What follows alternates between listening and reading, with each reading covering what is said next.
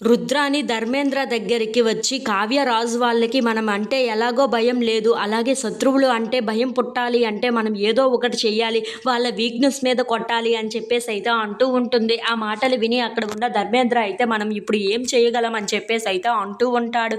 ఆ మాటలు విని అక్కడ ఉన్న రుద్రాని అయితే వాళ్ళ ఫ్యామిలీ అంటే వీక్‌నెస్ ఉంటుంది. అందుకే వాళ్ళ ఫ్యామిలీ మీదే మనం దెబ్బ కొట్టాలి అని చెప్పేసి అయితే అంటూ ఉంటుంది. ఆ మాటలు విని అక్కడ ఉన్న ధర్మేంద్ర అయితే సరే నువ్వు నాకు ఈ హింట్ ఇచ్చావు కదా, ఇక నేను చూసుకుంటాను అని చెప్పేసి అయితే అనుకుంటూ ఉంటాడు. ఇంతలో అక్కడ ఉన్న రాజుకైతే ఫోన్ చేసి, ఏంట్రా రాజ్ ఏం చేస్తున్నావు, అలా మీ నానమ్మని అలాగే మీ తాతయ్యని గుడికి పంపించావు కదా, వాళ్ళకి ఏమైనా జరిగితే ఏమవుతుందో తెలుసా నీకు అని చెప్పేసి అయితే అంటూ ఉంటాడు. ఆ మాటలు విని అక్కడ ఉన్న రాజు అయితే ఒక్కసారిగా షాక్ అయిపోతూ ఉంటాడు. ఏ ధర్మేంద్ర ఏం మాట్లాడుతున్నావు నువ్వు అని చెప్పేసి అయితే అంటూ ఉంటాడు.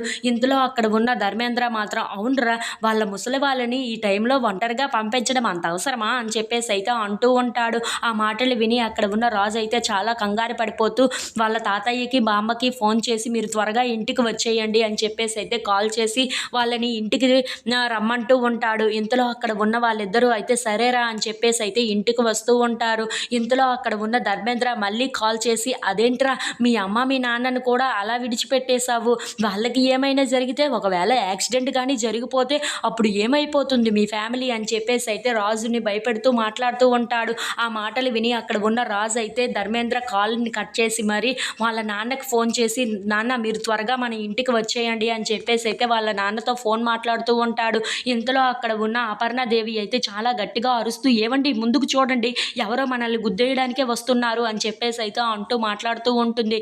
ఇంతలో అక్కడ ఉన్న వాళ్ళకి యాక్సిడెంట్ అయితే జరుగుతూ ఉంటుంది. అది విని అక్కడ ఉన్న రాజు అయితే ఒక్కసారిగా షాక్ అయిపోతూ ఉంటాడు.